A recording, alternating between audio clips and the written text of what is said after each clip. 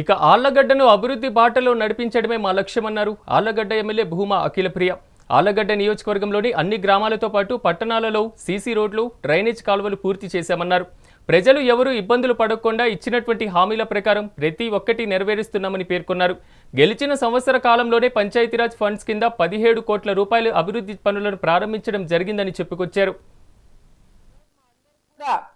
ఆళ్లగడ్డలో గత 5 సంవత్సరాలు రాష్ట్రంలో పక్కన పెడితే ఒక నిమిషము, ఆళ్లగడ్డలో గత 5 సంవత్సరాలు ఎప్పుడు కూడా తెలుగుదేశం పార్టీ నాయకుల మీద కేసులు, తెలుగుదేశం పార్టీ నాయకుల మీద తప్పుడు ఆరోపణలు, ఎప్పుడు కూడా అభివృద్ధి కోసం కాకపోయినా వేరే విషయాలను ఆళ్లగడ్డని మీడియాలో హైప్ చేస్తూ వాళ్ళు భయభ్రాంతులు గురి చేసి పరిపాలన చేశారు.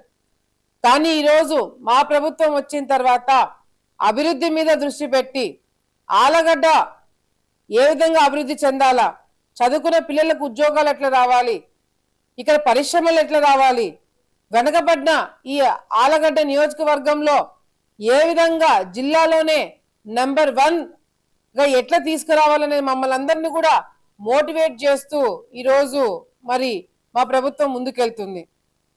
నిజంగా ఈరోజు చాలా గర్వంగా ఉంది.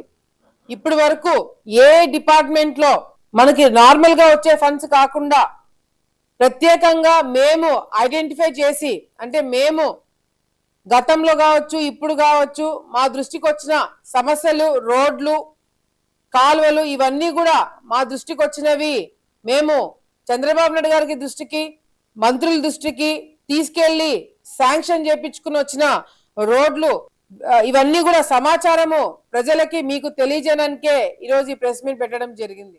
ఈరోజు మా అందరికి కూడా ఆళ్లగడ్డలో గత 5 సంవత్సరాలు